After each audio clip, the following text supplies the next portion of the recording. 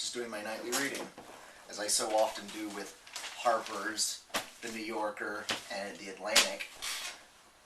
If you're seeing this, it means that I'm not in class today. In my absence, I've instructed the professor to show you this video, so you're going to learn about Keynes anyways. Now, first to understand Keynes, you have to understand the man's theory, what he's famous for. Now, Keynesian theory has 6 basic tenets that you could hold it up to. The first is that Keynesian theory believes that aggregate demand is influenced by a host of economic decisions, both public and private. Now, sometimes these act erratically. Economists, they've heatedly debated the subject and the relative strengths of monetary and fiscal policy, some believing that one is useless, and some believing that the other is. Now, this debate has pretty much settled itself in that it's a combination of the two that affect aggregate demand. Now, the second tenet is that according to Keynesian theory, changes in aggregate demand, whether anticipated, unanticipated, or other, have their greatest short-run effect on real output and employment, not on prices. This is shown best by the Phillips curve, which shows that inflation, in contrast to employment, is actually quite slow. The third tenet of Keynes' theory is that he believes that prices, and especially wages, respond slowly to changes in supply and demand. Now, this results in periodic shortages and surpluses. Now, this is especially true in labor. Even Milton Friedman, who was a very prominent opponent of Keynes' theory in the 50s and 60s, he agreed himself that wages only have a small range at which they can fluctuate in the short term. Thereby, they are relatively stable.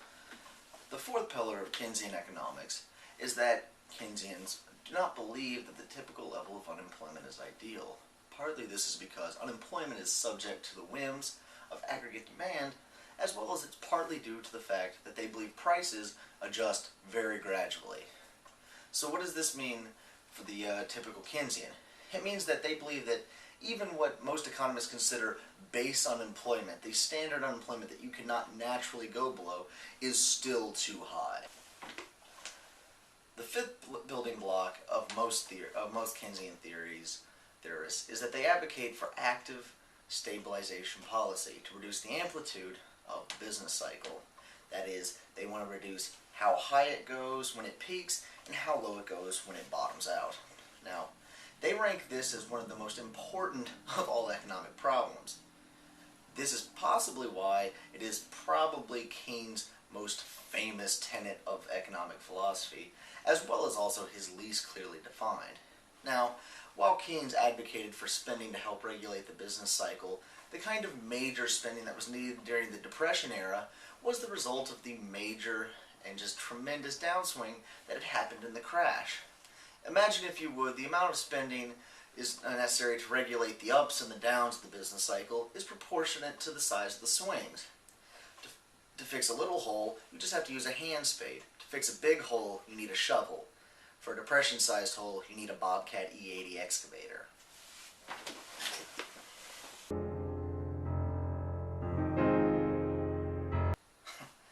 The sixth and final pillar of Keynesian theory is that combating unemployment is paramount to growth. As said before, the normal Keynesian economist believes that even the natural rate of unemployment is too high and can be suppressed further. Keynesians believe in aggressive government action to stabilize the economy and believe that it's based on value judgments, and the beliefs that they hold are that A, macroeconomic fluctuations significantly reduce economic well-being, and B, the government is knowledgeable and capable enough to improve on the free market.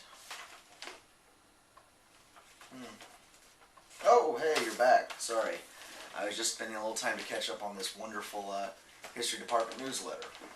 Now, one of the things to understand about Keynes is that some people have credited him with being the engineer that got us out of the Depression. And that's not necessarily true, but he certainly had a hand in influencing the people who did. I mean, his shadow can be seen in a lot of the programs, as well as the advisors that surrounded FDR and his New Deal policy. Now, While his ideas were fresh at the time, Keynes had managed to influence several prominent economists and begun something of a small revolution in the late 20s, early 30s. In this endeavor, he had gotten the ear of people like Henry Morgenthau Jr., who would be FDR's second Treasury Secretary, and opposed the initial attempts by FDR and others to fix prices in farm commodities, as well as also to play with the gold supply. Keynes's view on unemployment, however, rung loudest in regards to the multiple public works foundations that were seemingly taking from his very playbook on how to stop a recession. The CCC, the WPA, the TVA, the PWA, I could do this all day. All of these were boosting unemployment numbers and are typically credited with keeping the country afloat. So who was this man? We know his base ideas, we know what he affected, so let's explore who he was.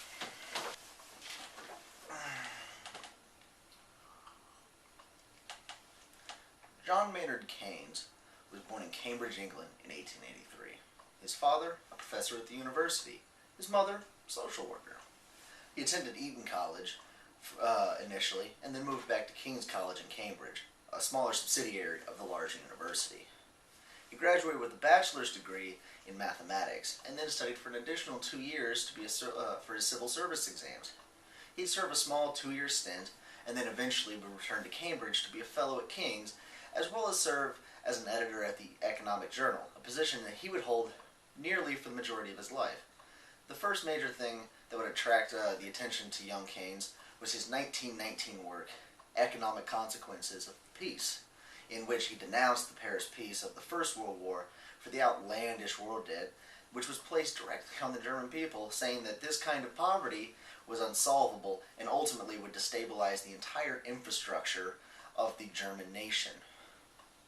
It appears now, from retrospect, he might have been onto something. His next large work, The Tract of Monetary Reform in 1923, was a groundbreaking announcement of the Fisher quantity theory. Hold on, this is going to get real boring. Under Fisher, the very concept of money was that it in fact had no value, yet was still sought by agents, that's you and me, because it's the medium of exchange. If we use seashells and little bits of twine as currency, we'd be hunting for those too.